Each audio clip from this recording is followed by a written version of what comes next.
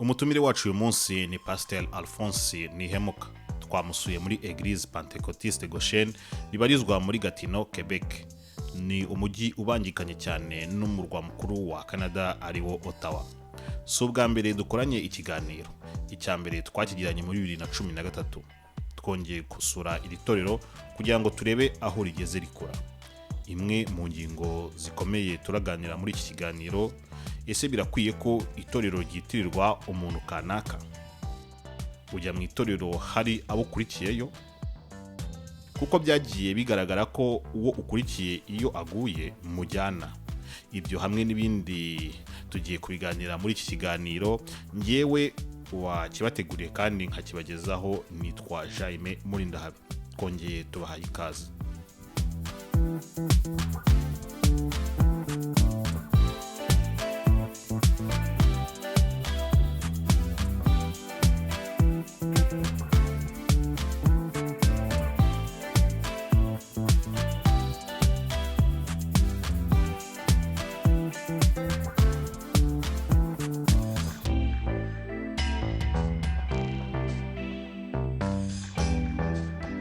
Kaze Pasteur Alphonse. Murakoze. Turagira ngo ndakuvuze mu izina ryawe, ndagira ngo wibwire abadukurikiranye.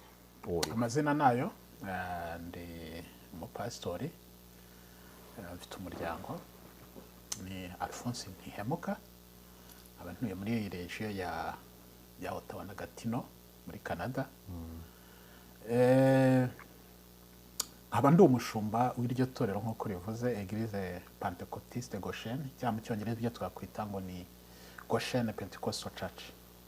Tukaba ari hano dukora umurimo w'Imana, tukaba dushima Imana, tumeze neza. Mukorera muri region ya Ottawa, Gatineau cyangwa Ottawa? Turi Gatineau, ariko iyo urebye iyi region uko yubatse, itorero ritangira twatangire muri Ottawa, ariko uko itorero ryagendaga rikura, kuko ritangira ryatangiriye iwanjye, ngira ngo nigeze twiga kugira n'ikiganiro kera tugitangira, ariko twagiye twaguka. Nyuma rero uraje amashuri nubwo mwatangiye Goshen yatangiye ite? Goshen yatangiye nkiri n'umunyeshuri muri Ottawa mu Rwanda. Goshen yatangiriye hano muri Canada. Nari umunyeshuri hano muri Canada gitangiza, na bene data kubw'umuhamagaro buri ikintu kikurimo kiraza nyine. Nubwo nari mfite amasomo nubwo nigaga, ariko mu by'ukuri umwuka wanjemo Goshen itangira iryo twibona turi mu itorero. Buri iki gihugu ni igihugu kigoye, nari mfite itorero mbamo ry'abazungu, ariko biba ngombwa ko uburyo gusenga mu by'abantu biyumvamo, so kuba ko tudakoresha izo ndimi n'ubundi tuzisengamo, ariko hari n'abandi bantu ururimi rwawe rwa mbere. Hano uzababona abazungu, hari abarumaniyani, hari abanyarumaniya, hari abanyayikirene, insengero nyinshi zirahari, abataliyani usanga basenga no muri za ndimi zabo, kubera ko Canada ni igihugu kiri multiculturel, amoko yose atandukanye. Ariko ugasanga abaje niba ari Spanish bafite urusengero rusenga mu Spanish, hakaza wenda na serivisi y'icyongereza nyuma cyangwa ariko hakabiri. Niba ari abanyarumaniya gutyo, niba ari natwe nk'abanyarwanda bari hano, mu by'ukuri numvaga ko dukenera urusengero twasenga mu Kinyarwanda tugashyiramo n'Igifaransa cyangwa n'Icyongereza, ariko principe yacu ari ururimi rw'Ikinyarwanda. Ni uko nguko rero twatangiye muri 2011, umurimo w'Imana utangira utyo, none tugeze aha. Okay, none mugeze aha ngaha muri Eglise Goshen Pentecôtiste, ubu ngubu mugeze nko ku bakristo bangahe ugereranyije? Narindimo mbere nkubwira ko twatangiye muri Ottawa, ariko tuza Gatineau uko itorero ryakoraga, twagomba no gushakira ahantu ho gusengera. Muri Ottawa hari hahenze no kubona imyanya biguye, nta hantu wari kubona hangana gutya, ariko twagiye tuza itorero. Buri itorero ni nk'umwana yavuka uko agenda akura, iyo ugize amahirwe umwuka wera akaba mu itorero, umurimo ugakoreka ukabona abakizwa. Twatangiye turi abantu bageze muri 4, tugenda tuzamuka, itorero mu bantu 120, koroni zo twari mu bantu 120, ariko abakristo bacu 80. Dufite abo twita abasempatiza b'itorero batanditse, batagira gute, ariko bakunda itorero, twita abakunzi b'itorero cyangwa inshuti z'itorero. Tukaba nk'ijana 20, ariko dufite abacu banditse 80. Nuko umurimo wagiye ukura, ariko nyuma ya korona byagiye byafekita amatorero yose, hari abantu batagisenga batagira gute. Ntabwo ari hano muri Gosheni. Mu minsi ishize nari mu Rwanda, nabo mu Rwanda nabonye ari aho hari abazungu muri Amerika tuvugana, hari n'abazungu hano muri Gatino na Ottawa bafite amatorero. Mu by'ukuri umubare uko wari umeze mbere ngo byaragabanutse. Ibyo birumvikana, ibyo cya korona turakiyeho mu kanya. Gosheni hari andi makuru nzi ko ifite ikindi cyicaro muri Sherbrooke, byaba ari byo? Twigeze kuhakorera. Ubundi Gosheni ni itorero twumva ko umuhamagaro wacu ntabwo ari aha, dufasha abantu bose. Numva ashaka gukora umurimo w'Imana twagenda tukamufasha agatangira. Ni bene data bari Sherbrooke, twarakoranye, twakoze umurimo kuva mu itangira, dutangirana tubafasha, turabakuza. Nabwiye ngo turabakuza tubageza kuri level, bamaze kubona aho basengera, bamaze kubona byose, tubatiza abantu tugira gute, ariko ubwo tubikora mu rwego rwo kurera n'abarideri bamwe muri bo ku buryo hagira aba responsable. Ubwo rero igihe cyaje kugera twabafashije hafi imyaka igera muri kuva 2016 kuza kugera hafi muri 2020. Igihe kiragera wumva imyaka 4 ufasha umuntu kamema bafite capacity. Gosheni na Sherbrooke rero yari hari kuko ariko igihe cyarageze turabacutsa. Nuvuga ngo ntikiri Gosheni. Ntabwo ikiri Gosheni, yabaga Gosheni kuko twayifashaga, ariko iyo abantu bamaze gukura turakorana, ntabwo twabaretse, ariko mu by'ukuri bafite ibyangombwa byabo, bafite izina ryabo, twarabakuje, bafite ubuyobozi. Ibyo duhuriraho ni inama, ni ibyo badufasha kubafasha n'iki, ariko barakuze n'abahubwo babyara abantu. Okay, birumvikana neza, birasobanutse. Twinjiye mu gihe cya Covid, Eglise yanyu sinshuri imwe sinshuri ebyiri najemo, n'ubu ngubu ndacyazamo rimwe na rimwe, birumvikana. Barakoze. Covid mwayitwayemo mute? Covid yaje ari ikintu kireba nk'amatorero yose muri rusange, n'abakanada, kireba n'abanyakanada, ariko si na Canada gusa, ni hirya no hino ku isi. Covid iza nyine twahagaritse gusenga n'ibindi byose, kuko mu rwego rwo kwirinda no gukurikiza amabwiriza n'amategeko y'igihugu. Bibaye twashanze ko tutagumiza guhagarara, twashyize uburyo bwo gusenga online.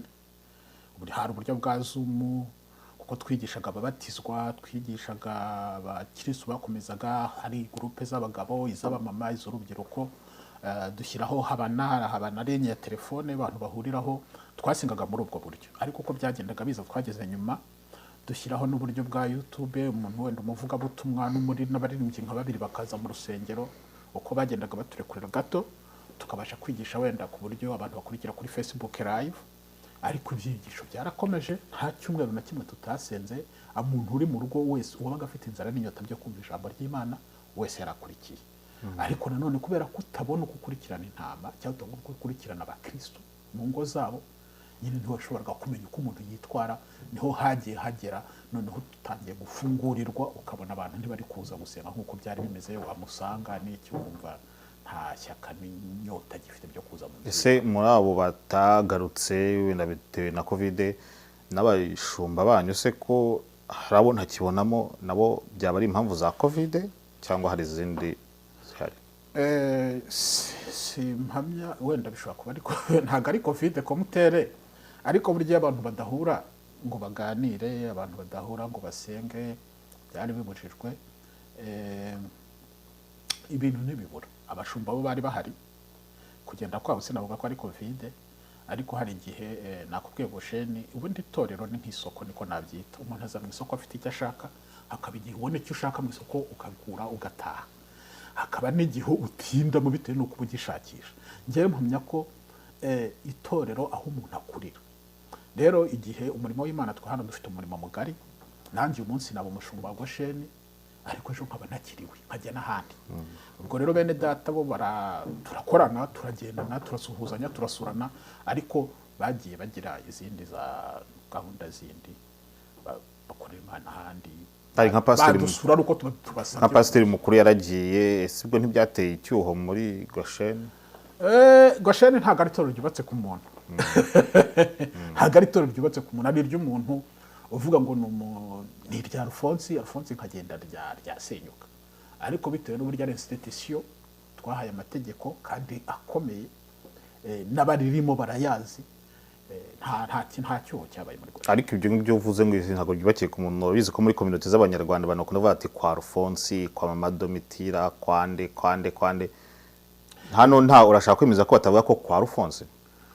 Ibyo byose sinabuze uwabivuga kubivuga, nk'abantu bazi Goshen nyine bazi ko basengeraga kwa Alphonse gitangira, tuvuga urugero, ariko cyangwa bajya kwa Domitira kubera ko mama Domitira buriya Apotre Domitira ni founder, ni witorero, ni visionnaire, ni apostle.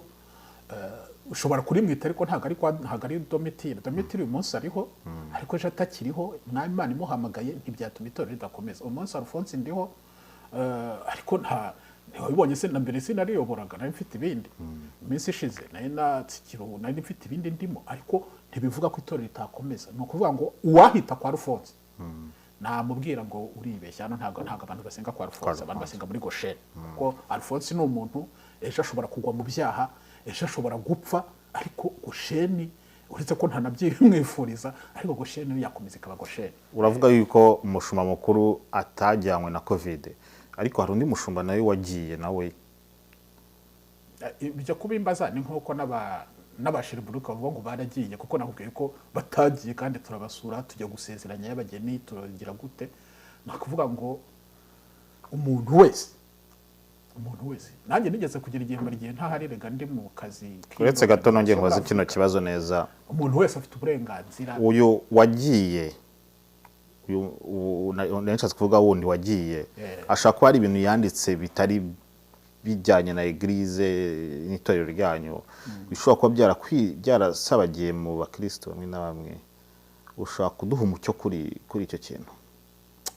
Icyo ndumva nta cyinshi nabivugaho, ariko icyo nakubwira ni uko umuntu yaza mu itorero arasaba akandika.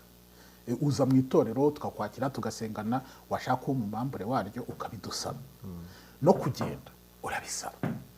Yakwandika yaba hari ibyo yanditse bitari byiza nk'uko bimbwira cyangwa wabyumvise, cyangwa iki, ariko icyo nakubwira ni uko no mu kugenda kwe yadusezeye, kandi ni mwene data, umukozi w'Imana, ahari arakorera Imana. Ajyaza kubasura ku rusengero ntaraza, ariko turasurana, turahora tukaganira, ariko we yavuze ko rwose muri Goshen atahifuza. Kandi buriya urugo rugira discipline, na Goshen yari ifite discipline igenda, ushatse kubusanya na discipline, mu by'ukuri ushobora kwemera kugenda uko bigusaba, cyangwa ukavuga uti ngende ndumva ibinaniye, wakagenda ukajya aho wumva wakora nk'ibyaho, cyangwa aho wumva wakwigira, cyangwa ukibira no mu rugo.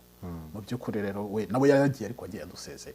Kandi abo bashumba, tubita abashumba bavuye muri Goshen, bafite ahandi babariza ubu ngubu, niba hari amakuru ubifiteho? buriya niba naho byaba binyuranye n'amategeko yo muri Bibiliya mugenderaho. Bibiliya ureba, Bibiliya igira umuntu wese uko yayumva, ariko aho mpamya ko bitewe n'ibyo bafatiye muri Goshen, kuko harimo n'ababiri abashumba hano muri iri torero twasengeye tubagira abashumba, mpamya ko ibyo bahavanye ntabwo bagenda ngo bicare be gusenga. Turaganira aho bari barasenga, ibyo ndabikubwiranya ndabizi, kandi bakorera Imana, kandi turaganira, turabonana, ntago nabacira iteka. Amateraniro yo ku cyumweru mu muryango wa Gikristo, ntatekereza yuko afite aho avuga ko abantu bagomba guhurira hamwe, guterana kwera, barabikora. Baratera. N'abandi bakristo bagiye bajyanywe na covid no barabikora. Mubafasha iki nk'itorero? Itorero rifite abakristo benshi, hari abakristo kuko badasenga, batagisenga, hari abo ntabwo nasura abantu. Urabizi ko twari mu gihe abantu batemerwa gusura, ariko hari abo nasuye njye ubwanjye nyuma ibintu bitangiye kugera. Harimo abagenda baza kadusura, bakaza bagasenga, harimo n'ababiritse, harimo n'abasengeye ahandi, n'urugero sinzi. Ariko icyo mpamya nuko umukristo ashobora guhaguruka, ashobora kujya hasi. Urugendo rw'umukristo ni gutya, arahaguruka, aragenda, akagwa, akagenda. Ntekereza ko n'abataragira aho basengera kubera ibi biza bya corona byafashe igihe imyaka 2 abantu bari mu ngo zabo n'igihe kinini ntekereza nashidikanya ko bitewe na approach itorero rigira bene se muri Kristo bagira basura bazagaruka mu nzu y'Imana batanaje hano bajya n'ahandi ariko turabakurikira. Ufite icyizere ko bazagaruka? Cyane bazagaruka, icyizere turagifite. Waba waramenye bamwe na bamwe impamvu zatumye bavamo atari covid cyangwa nakazi depression? Ese nka Eglise niki mukora, wenda reka mbibaze kubundi buryo, niki mukora kugira ngo mufite ubu ngubu nabo badatezuka ku murimo w'Imana? Nibyo nshaka kuvuga. Nuko Eglise atari ishyaka, ntabwo wambwira icyo dukora. Twe tugira amasengesho, tugira abantu kwigisha ijambo ry'Imana, tugira abantu kubaha ibyangombwa bikenewe mu buryo bw'umwuka, ariko bitabujije ko umuntu kuba yangwa mu cyaha, umuntu kuba yakumva ko adashobora adagishaka gusengera. Tuvuga nk'ubu dushaka kuba dufite umukristo hano akarongora umukristo mu rindi torero, sibyo? Wenda kugira ngo bashime kuza muri iri torero rya Gosheni, undi wenda kunza ahandi, njye ubwanjye cyo mbagiramo inama, sinifuza ko baterana ahantu habiri. N'ubwanjye ari umukristo hano namugira inama yuko yakurikira niba ari umugabo yashatse aho asengera cyangwa niba ari umugore, bitewe nuko bananiwe kumvikana. Ubwo rero icyambere cyo kureba Gosheni ni ukureba ko abantu basenga. Abakristo turabakurikirana, ari abagiye turabakurikirana, ari abo dufite hano turabakurikirana. Hariho kubasura, hariho kumenya uko bameze, hariho groupe social medias duhuriraho tuvugana nabo, ku n'inshingano z'umupasiteri kumenya uko bameze, ukabahamagara ukabasura. Dufite inzego babarirwamo, niba ari abagabo aho babarirwa abagabo bakavugana bagasurana, niba ari abamama barahura bagasenga, niba ari urubyiruko, ku buryo ntekereza ko mu by'ukuri nta kibazo. Ariko aje akadusezera akatubwira ati ndumva ntagishaka gusenga, ngiye gusengera ahandi, wenda hano biragiye, turamwemerera. Ikibi ni uko umuntu atubwira ati ndumva iby'agakiza mbivuyemo, ariko ntawe uraza ngo atubwire ko iby'agakiza mbivuyemo. Arasenga nabo ngabo bataraza, hari abo tutazi nyine aho basengera, twakurikirana twumva ntibasenga n'iki, ariko tugerageza kubabwira kujya mu nsengero. Niba atanashaka ajye mu rundi rusengero asenge, kuko iki gihugu udasenze nibiba. Eglise Gosheni ibanyite n'andi matorero, nshaka kuvuga andi matorero yaba ya Gikristo yaba ya Kisilamu, kuko hari amatorero amwe namwe agendera ku mwuka cyangwa kuri Pentecote, usanga afite amahame nakita y'ubutagondwa. Hari ayo nagiyemo aho usanga bibasira andi madini. Ese mwebwe mubayeho mute, mubanye mute n'andi matorero? Itorero rya Gosheni kuva ryanatangira ntabwo twe turaba conservative mu byo twizera, tuwe ngo nitwe dukijijwe gusa. Twemera ko amatorero yose harimo agiye gukora, ariko nyuma dukwiye kumenya impamvu yawo, cyangwa dukwiye kumenya impamvu turi abo dusenga kugira gute itorero, kuko itorero ni rya Kristo, ni universel. Ariko ibi byose nta madini. Ni nk'uko waba ufite ahantu urindira ubwo bugingo. Ntekereza ko rero mu madini yose abemeye Yesu Kristo bakamwizera bakihana ibyaha, umwuka wera ko muri abo bose barakijijwe. Twebwe muri Gosheni tubana n'ayo matorero yose. Amatorero duhuje imyizerere, duhuje kwemera. Amatorero nakubwiye n'ubu mfite umukristo akarongora umugeni w'ahandi nkamusezeranya, akumva umugeni akumva adashaka gusengera namurangira. Iyo mu matorero yo mu masengesho ntago mwibasira ane madini nk'abakatolika, abasilamu? Ibya byose akora bizikora abikora kwibasira, ubwo si ubwo bukijijwe, ahubwo yibasiye abandi nuko kwerekana agakiza. Ntabwo ari ukwerekana agakiza ibyo. Nge nemera ko ukwemera ko umuntu ngo agaciro. Ibyo byose ni uri umusilamu ntanezezwa nuko waza muri Gosheni. Duhuye nakubwiriza, uri umukatolike nakubwiriza, yewe naho waba uri umwangilikani cyangwa uri umupantekote, ko amatorero ya Pentecote riba ririmo ariko ni menshi, tuyita muri born again churches, yabyawe bwa kabiri. Tunahuye nakubwiriza. Reka nkuha akabazo kamwe koroshye. Umusore umukatolika aje gushaka umukobwa muri Gosheni, mumusaba kongera kubatizwa? Yes. Tuvuge bari nk'umukatolike, ntekereza ko n'uwacu agiye mu bakatolike, kandi uwacu twara mubatije mu mazi menshi. Hari ibyo byose sinigeze mba muri katolike, ariko ntekereza ko ari ibyo katolike yamusaba. Natwe rero niba ari uwacu uvuye mu katolike tuvuga yakunze umukobwa wo mu katolike, ntitwanga kumusezeranya, kuko nta n'impamvu yo guhagarika urukundo rwabo. Ni byiza aramukunda amutuzanire, ariko tugira icyo twereka uwo mukobwa cyangwa uwo musore uvuye muri katolike, tumubwire ibyacu.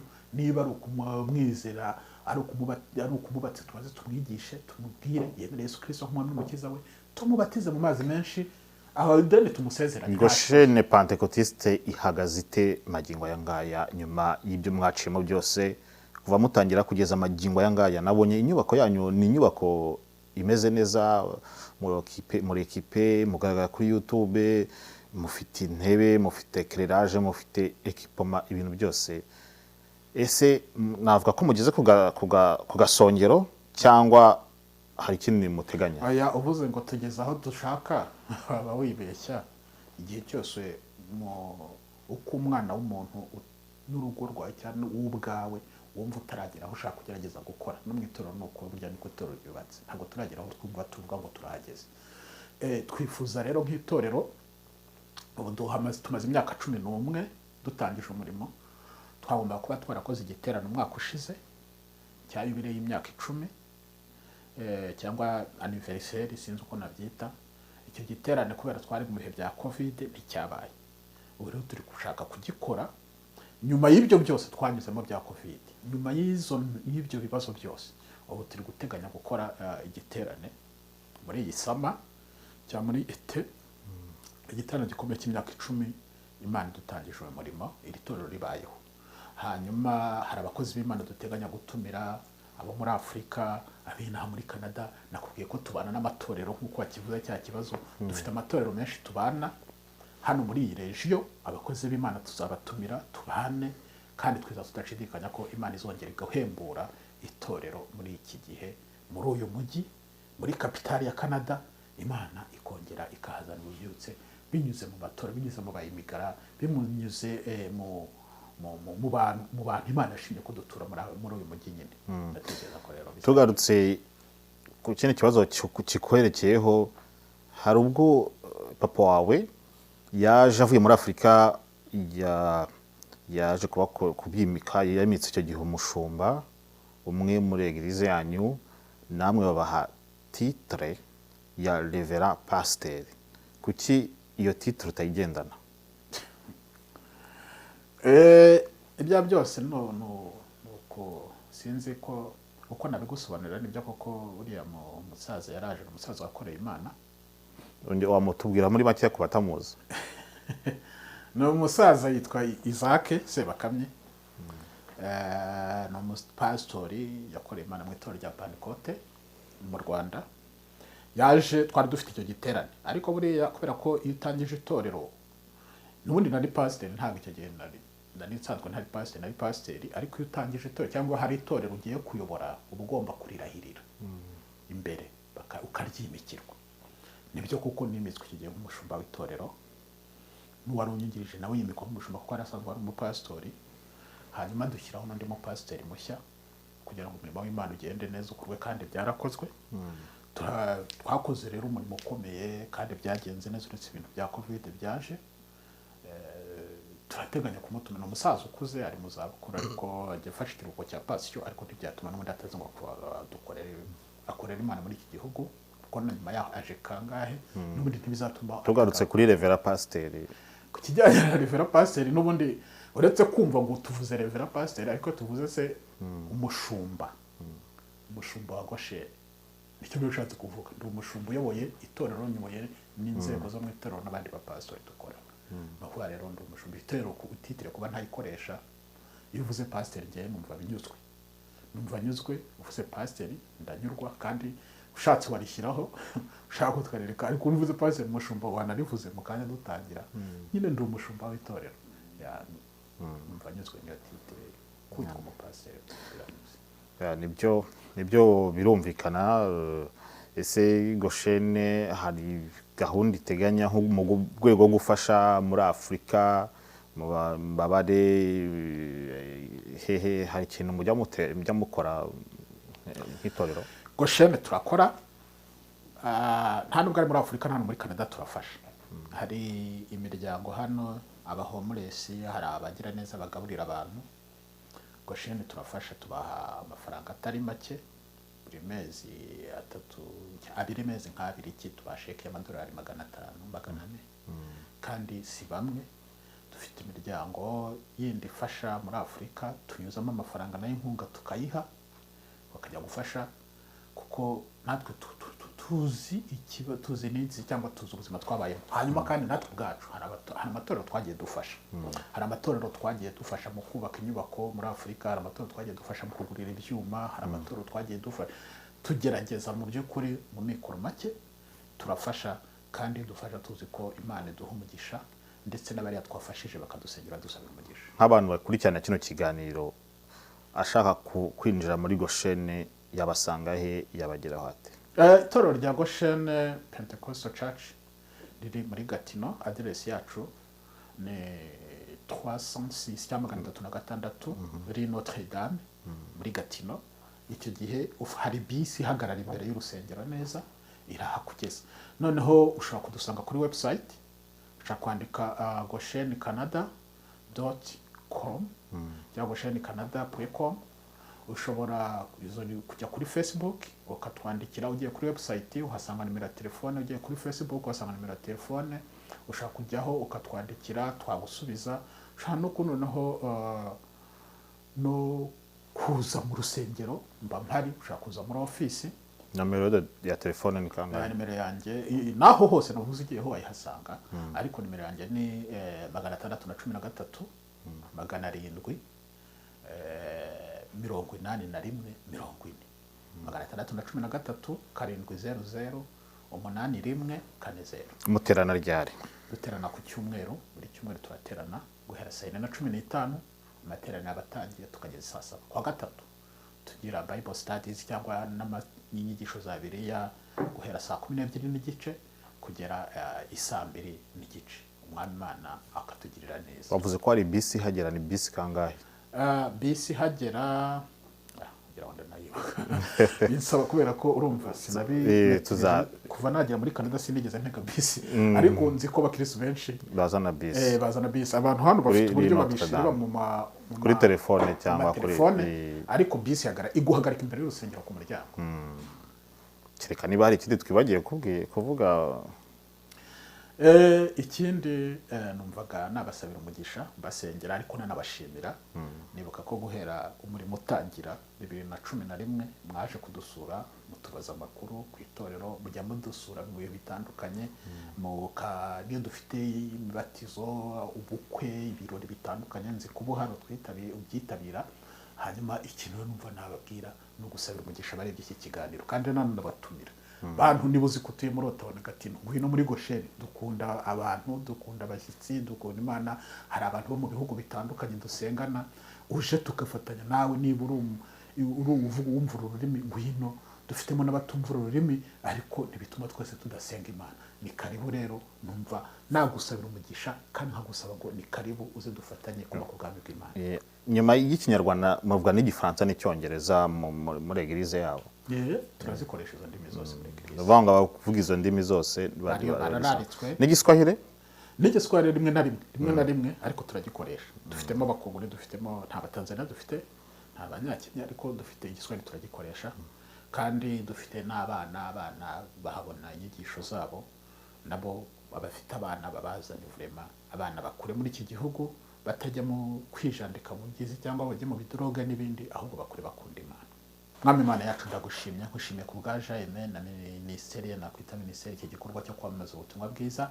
Ndasabye ngo umuhe umugisha, kandi umugisha bazumva iki kiganiro, kandi Kristo iduhe twese gutegereza kugaruka kwawe, tuzakubone n'amaso ku maso, tuzakubone tutaguye mu byaha. Shimwa kumvise gusenga kwacu mu izina rya Kristo Yesu. Amen. Amen. Murakoze.